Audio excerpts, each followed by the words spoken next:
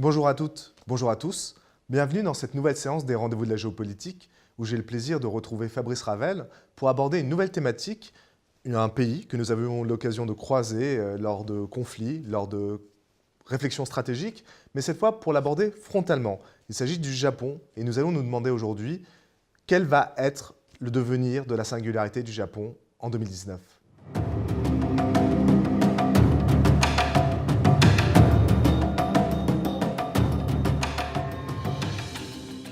Fabrice, bonjour. Bonjour Olivier. Alors, l'actualité nous offre l'occasion de revenir sur le Japon, puisqu'il y a un événement qui est extrêmement marquant qui va se produire, c'est l'abdication de l'empereur du Japon en avril 2019. Et c'est l'occasion justement de réfléchir sur ce pays que nous avons croisé, mais négligé d'un point de vue frontal. Oui, c'est vrai. Alors peut-être qu'il serait intéressant dans un premier temps de rappeler très rapidement ou succinctement les faits, avec un certain nombre de conséquences importantes d'ailleurs d'emblée sur la société japonaise, avant que dans un deuxième temps peut-être mieux comprendre à travers ces faits pourquoi le Japon est un pays singulier en géopolitique, et enfin de savoir s'il va conserver cette singularité ou pas au XXIe siècle, parce que c'est toute la question. Alors d'abord, vous avez raison de rappeler que c'est intéressant qu'on puisse faire ces rendez-vous de la géopolitique sur le Japon, puisque l'empereur Akihito va abdiquer le 30 avril 2019, et que c'est quelque chose de très particulier parce que, en fait, généralement, l'empereur du Japon n'abdique pas. Là, il le fait pour des raisons, il considère lui-même de santé parce qu'il est plus apte de totalement endosser son rôle. Et donc, il a fallu qu'il y ait une commission parlementaire avec les principales références politiques l'été qui réfléchissent ponctuellement à cette abdication parce qu'elle n'est pas reconnue comme possible toujours dans la constitution du Japon aujourd'hui. Et il a fait un discours en décembre dans lequel il a voulu entériner les faits, parce qu'on y viendra. Les formations politiques japonaises les plus traditionnelles ou les hommes politiques japonais les plus traditionnels, dont le Premier ministre Abe, étaient un peu réticents, et le mot est faible par rapport à cette abdication. Alors il y a un certain nombre de choses qui sont intéressantes à mettre en avant à cette occasion. D'abord, c'est le fait que cet empereur se voulait très moderne et très occidental. Et ça, c'est un aspect sur lequel on va revenir parce que c'est important dans l'histoire du Japon. On avait déjà eu l'occasion d'ailleurs d'évoquer ces points, on va y revenir par le passé. Il s'est marié avec une catholique, une roturière, donc je rappelle quelqu'un qui n'était pas d'ascendance aristocratique. Et au Japon, c'est déjà quelque chose de... Quand on voit toute la dimension pétrie de tradition autour de la personne de l'empereur, c'était vraiment une prise de risque considérable. Ils ont pris la décision d'élever leurs enfants, ce qui ne se faisait jamais parce que ça se faisait par l'intermédiaire de chambellans. Et ensuite, il a pris une dimension au fur et à mesure, puisqu'il est resté très longtemps quand même empereur du Japon, où à travers les événements de 2011 sur Fukushima, il a montré sa proximité avec les victimes japonaises et les familles japonaises. Ça a beaucoup touché au Japon, le fait qu'il sorte de son isolement traditionnel. Et puis aussi le fait qu'il soit très impliqué dans une lecture très pacifiste et presque très neutraliste du Japon, et où il a voulu faire des démarches dans l'Asie du Sud-Est très apaisantes, dans lesquelles il reconnaissait volontiers les crimes du Japon du passé, dans le fait de vouloir se transposer à l'avenir. Ça, c'est quelque chose qui va être très important parce que justement, on va s'en rendre compte. On voit bien qu'il y a un certain nombre d'aspects particuliers sur la société japonaise là déjà qu'on est en train d'évoquer. Et à l'occasion de la passation du pouvoir qui va arriver en 2019, on aura l'opportunité de s'interroger sur le fait de savoir si la rupture, un petit peu telle qu'il en est le symbole, va se perpétuer au Japon, ou si au contraire, on va revenir vers des logiques plus traditionnelles. Alors, l'empereur incarne aussi la tradition et a une place et un rôle symbolique extrêmement fort. Mais il ne faudrait pas négliger non plus, si on regarde le Japon réel, voir sa puissance, sa modernité qui s'est construite. Et là, il y a une vraie première singularité. Au XIXe siècle, avec l'ère Meiji en 1868, le Japon rentre à marche forcée dans la modernité. C'est exactement ça. Alors, si vous me permettez d'ailleurs, sur cet aspect-là, on va aller relativement rapidement parce que j'invite nos étudiants à regarder une séance précédente qu'on avait fait en automne 2016 sous le titre « Peut-on être moderne sans être occidental au XXIe siècle ?» Donc on avait déjà mis en avant cette grille de lecture. Et d'ailleurs, on avait évoqué le Japon sur l'ère Meiji, donc on va en redire 2 ou 3 aspects. Mais on avait fait aussi une comparaison avec le Japon, l'Iran et la Turquie, Mais vous avez raison de souligner que c'est une première singularité, parce que finalement, on a affaire, sur 194 pays inscrits à l'ONU aujourd'hui, à des cas très isolés, de pays qui auraient cherché, alors c'est là où il faut revenir sur la séance qu'on avait mise à l'époque, de pays qui avaient cherché à la fois à s'inspirer de l'Occident, pour se moderniser à l'instar de l'Occident, à une époque où l'Occident, fin du 19e, début du 20e siècle, surtout pour le Japon, puisque l'ère Meiji c'est 1868, donc à s'inspirer de l'Occident, à avoir sa modernité, mais sans advenir totalement occidentaux ou être inféodés aux Occidentaux. Alors on revoit d'ailleurs très très bien ça dans un ouvrage de M. Souris, qui est un des plus grands spécialistes reconnus en France sur les questions du Japon, et dont le titre était assez évocateur d'ailleurs, puisque c'était être moderne sans être occidental, et en fait de l'histoire du Japon sur sa modernité. Il y a une chose qui est assez intéressante, si vous me le permettez, c'est que un auteur comme Samuel Huntington, quand il a écrit son ouvrage très très célèbre, donc Le choc des civilisations, en fait, qui n'a pas un rapport direct avec ce qu'on est en train de dire, mais il y a un point qui est assez révélateur par rapport à la singularité du Japon, c'est qu'à un moment, Samuel Huntington, qui dit donc qu'à l'avenir, il y aura peut-être pas un choc entre les nations ou les idéologies, mais un choc entre les civilisations, il cherche à distinguer, alors évidemment, ça peut faire l'objet de nombreuses discussions, quelles seraient les civilisations majeures à la fin du XXe siècle ou à l'aube du XXIe siècle qui seraient en compétition les unes avec les autres. Et ce qui est intéressant dans la démarche par rapport à notre problématique d'aujourd'hui, c'est que s'il cherche à regrouper un certain nombre de civilisations à travers un même continent, il est obligé à un moment de mettre la civilisation japonaise, et là on voit bien qu'elle n'est pas réductible, elle n'est pas assimilable à d'autres sphères, et donc il est plutôt sur des lectures d'une civilisation qui serait occidentale, ou de civilisation qui serait liée à la religion musulmane ou hindoue. Mais on a le Japon en lui-même qui continue à exister parce qu'effectivement, il n'est ni assimilable ni réductible aux autres civilisations. Donc c'est bien la preuve qu'on a affaire à une civilisation-là qui est très particulière. Et la première singularité, c'est effectivement qu'en dehors de l'Occident, on a affaire à un pays qui se serait modernisé, qui aurait pris une part de la civilisation occidentale tout en conservant profondément son identité, ce qui en fait quand même un cas très particulier, et qui aurait plus ou moins quand même, indépendamment d'un certain nombre d'avatars, dont deux guerres, et notamment la Seconde Guerre mondiale, qui aurait réussi cet amalgame, ce qui n'est quand même pas totalement le cas de la société turque ou de la société iranienne, a fortiori que la révolution de Khomeini en 1979. Donc là, on a une vraie première singularité. Et d'ailleurs, de rappeler que le Japon n'a jamais vraiment été, et c'est l'un des rares pays, ni colonisé, ni soumis à une autorité politique occidentale avant la défaite de 1945, évidemment. Ce qui nous permet de souligner la défaite de 1945, une autre singularité historique du Japon, c'est le seul pays qui a été soumis à des bombardements atomiques. On pense évidemment à Hiroshima et Nagasaki. Et ça, c'est très important pour comprendre aussi le Japon, sa mentalité. Et pourtant, nous, on a tendance à être bloqués dans la réflexion par ces faits qui sont monumentaux et émotionnellement oui, vous avez raison, anesthésiants. pardon de vous avoir interrompu, mais oui, vous avez raison. Alors, déjà, bombardement atomique, déjà rien que le terme, c'est déjà sidérant.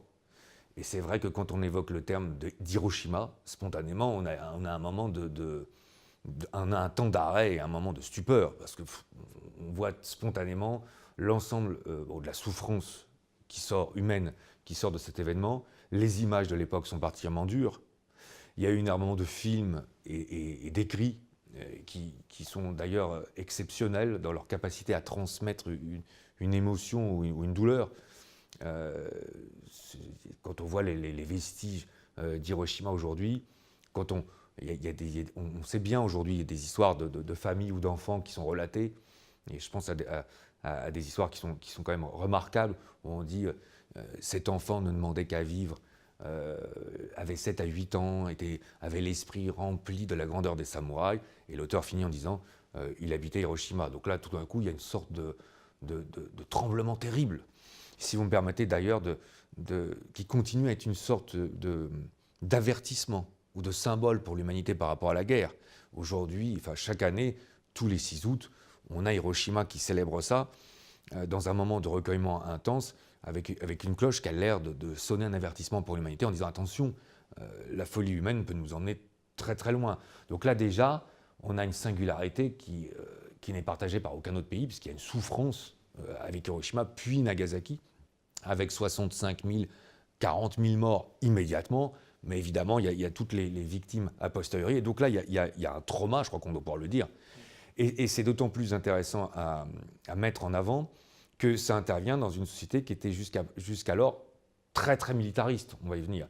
Et qui va donc expliquer que là, il va y avoir une rupture et une singularité avec, on y verra dans un troisième ou quatrième temps, une société qui s'est, j'ai envie de dire, coulée dans une démarche pacifiste. Ce qui me paraît très important à souligner à cette occasion, c'est le rôle que l'empereur Hirohito va jouer dans ces circonstances. Parce que, justement, dans le Japon des années 44-45, qui est en train de perdre, et là aussi c'est assez intéressant parce que c'est interpellant, ça me donnera l'occasion, si vous me le permettez, d'expliquer quelle était la stratégie du Japon en 1941, parce que beaucoup de nos étudiants sont toujours un peu surpris de voir que le Japon attaque les États-Unis le 7 décembre 1941, alors qu'on voit bien que spontanément, en termes de taille ou de puissance industrielle, comme le dira l'amiral Yamamoto qui a fait ses études aux États-Unis, il avait prévenu d'ailleurs ses condisciples, ne réveillez pas le géant qui dort. Enfin, il y a quand même une disproportion terrible en termes de moyens, et quand bien même les Japonais sont un peu imbus d'une sorte de supériorité par rapport à leur histoire militaire ou à l'héritage des samouraïs, on voit bien que l'idée pour le Japon ne consiste pas à envahir les États-Unis, débarquer à San Diego et arriver jusqu'à Washington. Il faut quand même rappeler que l'idée du Japon, c'est de neutraliser la flotte américaine pendant 2 ans, aller très loin dans les conquêtes du Pacifique et pouvoir mettre une sorte de glacis militaire aux extrémités, décourager les Américains au bout de 2 ou 3 ans, les amener à la paix et donc finalement remporter une victoire à l'usure qui assurait ce qu'ils estimaient être une domination sur une sphère de coprospérité économique. En fait, le plan japonais va totalement échouer au bout de 6 mois, car lors de la bataille de Midway du 4 juin 1942, contre toute attente, la flotte japonaise, avec notamment ses 4 porte-avions principaux, va subir sa première défaite, et surtout la première défaite de l'Axe. Donc on considère que d'ailleurs c'est un tournant sur la Deuxième Guerre mondiale. Mais surtout, c'est là où je voulais en venir. Ce que je trouve incroyable, Olivier, si vous me permettez d'essayer de nous projeter en termes d'imagination, de réflexion, c'est qu'alors que le Japon n'a connu que des victoires du 7 décembre 1941 au 4 juin 1942, que la radio de Tokyo continue quotidiennement à annoncer des bulletins de victoire, finalement, dans la défaite de la flotte japonaise du 4 juin 1942, irrémédiablement, il y a déjà, in fine, la défaite du Japon. Et donc c'est là où on peut imaginer que toutes ces populations civiles qui sont encore très éloignées des fracas de la guerre ignorent le fait que, inexorablement, la défaite et les bombardements vont se rapprocher. Et c'est là où on peut penser effectivement aux populations d'Hiroshima et de Nagasaki, qui en plus ont dû être particulièrement frappées de stupeur parce que c'est les rares villes qui n'étaient pas bombardées. Parce que les stratèges américains, justement, dans la perspective des bombardements atomiques, se préparaient à lancer les armes. Donc en plus, quand à Hiroshima, les sirènes d'alerte ont retenti, la population japonaise d'Hiroshima n'y a pas fait attention. Et il faut rappeler que dans le Japon de l'époque, on est dans un chaos total parce qu'il y a un bombardement comme celui de Tokyo du 30 mars 1945, ça va profondément marquer les esprits, dont la ville est encore en 9/10 en bois. Et les Américains vont bombarder avec des bombes incendiaires, ce qui va faire pratiquement 180 000 à 200 000 morts en 13 heures. Donc en fait, on va sortir sur un Japon martyrisé, il faut être honnête. Et ça, c'est très important dans la conscience collective du Japon aujourd'hui quand même. Ça en fait une singularité quand même très spécifique. Et là, l'empereur Hirohito, malgré le code du Bushido, alors il faut rappeler que pour les Japonais, c'est la victoire ou l'honneur dans la défaite, c'est-à-dire la mort. Souvent, on voit bien les images un peu traditionnelles qui sont liées à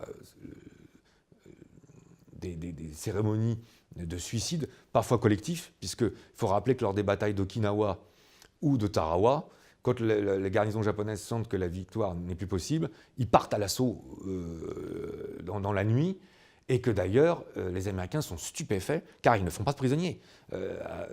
À Hiroiwa ou Okinawa, les populations parfois japonaises civiles se suicident des falaises, ce qui donne une dimension quand même assez singulière, c'est le moins qu'on puisse dire, et l'empereur Hirohito prend conscience de ça, et un moment après les bombardements atomiques, il décide de prendre la parole à la radio, alors que l'empereur du Japon ne prend jamais la parole devant la population. Donc il fait déjà une première rupture, et il fait une seconde rupture en avalisant la défaite et en intégrant la défaite dans la société japonaise en disant « nous sommes vaincus, c'est fini ».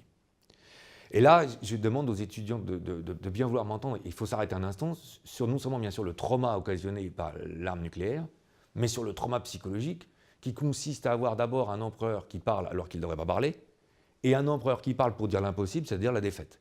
Et là, il y a des photos qui sont saisissantes. On voit des Japonais qui sont à genoux devant les postes radio, ce qui est quand même assez interpellant. Et il y a une autre photo que je trouve qui est particulièrement touchante. Alors évidemment, on pourra peut-être nous faire remarquer on laisse notre imagination peut-être un peu trop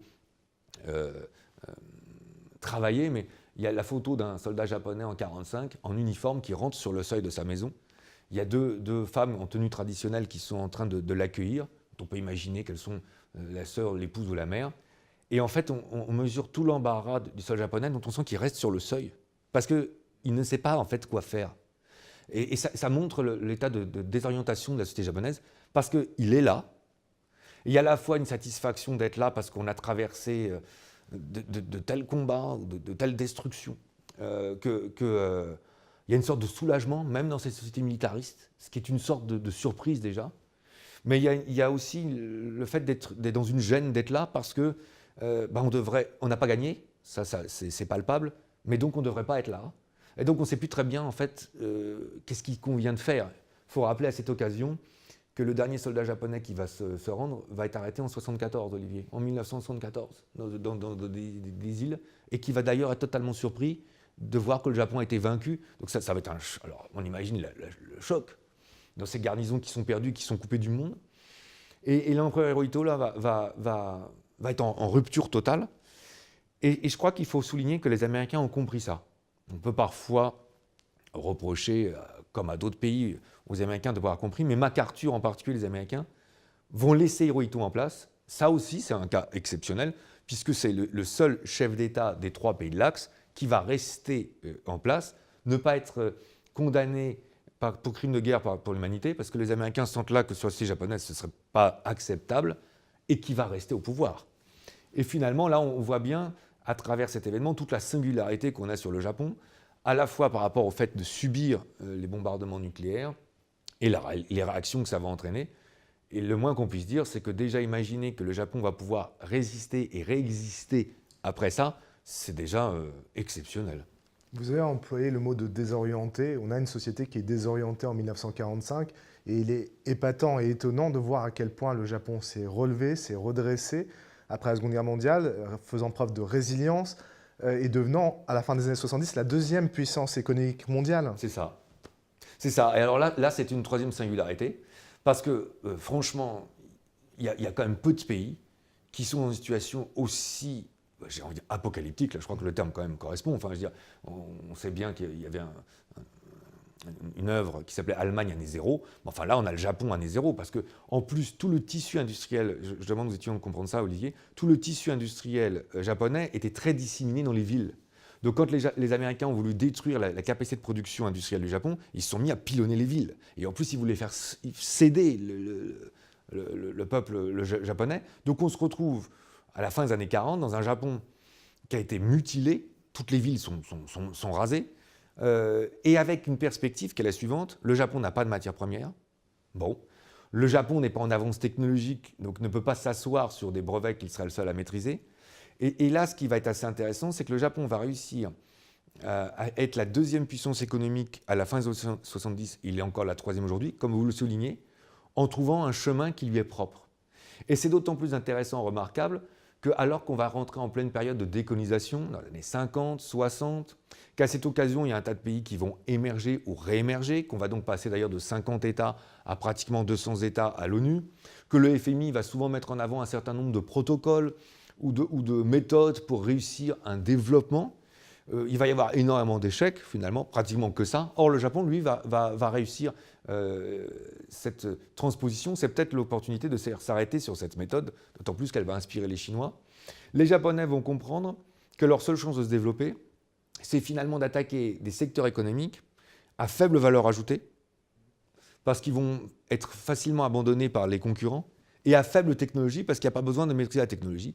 Et on pense notamment à la maîtrise de l'acier ou au chantier naval. L'idée étant, une fois que vous avez réussi à maîtriser ce secteur et être leader dans ce secteur, à accumuler un certain nombre de bénéfices ou de profits, pour investir dans la recherche et ensuite passer sur des secteurs à plus forte technologie et à plus forte valeur ajoutée, l'idée étant que par bond successif, si vous me permettez de reprendre un terme qui serait plutôt lié à la culture chinoise, que d'arriver sur la partie des marchés à plus forte technologie et à plus haute valeur ajoutée. Et le Japon va totalement réussir, puisque on voit bien qu'ensuite ils vont passer principalement sur tout ce qui va être IFI, électroménager, puis automobile, pour aujourd'hui être bien sûr des leaders sur les satellites, sur les très hautes technologies en termes d'informatique, etc. Donc en fait, on a une sorte de modèle clé en main que les Japonais ont mis en place, qui vont pratiquement être les seuls à pouvoir développer, à part la Chine. Et donc c'est une vraie réussite, alors qu'on sort traumatisé de la guerre, bombardé de la guerre et avec aucune matière première en ressources. Donc là, on a affaire à une troisième singularité qui est totalement remarquable, ce qui nous met déjà dans une situation très particulière, parce qu'on a une singularité historique ou des liens à l'Occident, on a une singularité par rapport aux événements de l'arme nucléaire et des bombardements, puis on a une singularité dans la construction économique, et puis ensuite on a une quatrième singularité qu'on n'a fait qu'évoquer pour l'instant, c'est le fait que le Japon, pendant le fait qu'il était en train de devenir un géant économique, s'est volontairement astreint à rester un nain politique. Oui, on l'a compris par rapport aux événements historiques qu'on a évoqués. C'est le pacifisme japonais. Il y a eu la guerre froide et l'après-guerre froide. Le Japon se tient hors du jeu géopolitique, question qui nous intéresse particulièrement. Et ça, c'est une autre singularité. Totalement. Et alors, c'est d'autant plus paradoxal, c'est deux fois paradoxal, si vous me le permettez, que d'abord, c'était un total contre-pied ou différence par rapport à toute son histoire, qui donc, encore une fois, est très militaire, où dans la société médiévale japonaise, les shoguns, les samouraïs avaient une place particulière. Là on passe, où il y avait la volonté surtout par l'état militariste du Japon, de créer une sphère de coprospérité, telle que les Japonais l'appelaient, mais enfin qui était en fait de domination. Bon, ils sont rentrés en Mandchourie dès les années 30, ils ont été en guerre avec la Chine de 1937 à 1944. Donc en fait là, on a un contre-pied total qui s'explique non seulement par le traumatisme de l'arme nucléaire, puis par le fait que les Japonais sont occupés par les Américains, quand même, il faut le rappeler. Donc en fait, d'ailleurs, les Japonais sont occupés par des forces américaines, et c'est plutôt les forces américaines qui, dans la guerre froide, assurent la sécurité du Japon par rapport à un conflit de guerre froide où la rivalité de l'Union soviétique met le Japon, alors certes en Extrême-Orient, mais en première ligne, parce qu'il faut rappeler qu'il y a bien sûr le conflit par rapport aux Russes avec les îles Kouril, qu'il y a donc une rivalité avec le communisme, mais c'est les Américains qui finalement assurent la protection du Japon. Et d'ailleurs, le Japon prétend ne pas avoir d'armée, il a une force d'autodéfense, c'est quand même très important dans la terminologie, si on est attaché au terme, pas d'armée, une force d'autodéfense. Donc là, vraiment, on est dans quelque chose qui va rarement aussi loin en termes de pacifisme. Et puis, il y a la Constitution qui dit que le Japon ne doit avoir aucun rôle militaire et n'assumer aucun rôle militaire. Et donc ça, c'est très important. Ça a été renforcé d'ailleurs par l'empereur du Japon actuel, qui s'est, comme on l'a évoqué, totalement investi dans ce rôle, et qui d'ailleurs, lors de son discours de décembre 2018, a insisté sur le fait qu'il était particulièrement fier d'avoir été l'empereur d'un Japon pacifiste, pacifique et totalement enraciné dans le monde d'aujourd'hui. Alors là, si on veut m'arrêter, c'est le moment peut-être de faire remarquer que donc on a affaire à un Japon 4 fois singulier, et qu'étant 4 fois singulier, il est unique. Parce qu'il est singulier dans son histoire par rapport à son lien à la modernité et à l'Occident, il est singulier par rapport au fait qu'il ait été frappé atomiquement, il est singulier dans sa reconstruction économique. Je crois pouvoir dire d'ailleurs qu'il n'y a que l'Allemagne avec qui il a partagé ce rôle de vaincu, ce qui encore une fois nous amènerait à réfléchir sur l'hypothèse des vainqueurs et des vaincus dans les guerres, dans sa réussite. Et puis là, on est dans un pacifisme, alors que, et dans la guerre froide et dans l'après-guerre froide, on est dans un monde qui est de plus en plus tendu.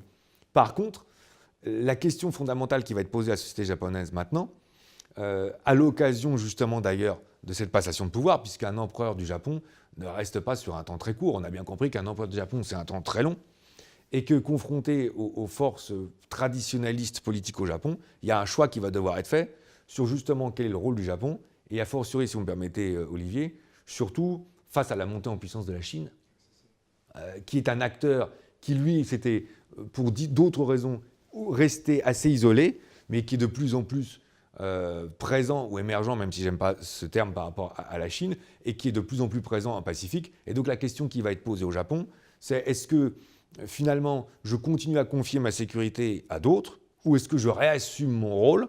Est-ce que je redeviens moi-même, ou est-ce que je prends un rôle où je réaccepte d'être en géopolitique, mais pas de la même façon que par le passé? Ça, c'est toutes les questions qui vont être posées à la société japonaise aujourd'hui. Alors, est-ce qu'on a des éléments de réponse déjà à cette question? Est-ce qu'on peut voir vers quoi se dirige le Japon? Alors, on a un élément de réponse. J'ai envie de dire, il y a un élément de réponse qui serait d'ailleurs extérieur au Japon. Ça, c'est intéressant, qui serait l'élément de réponse américain.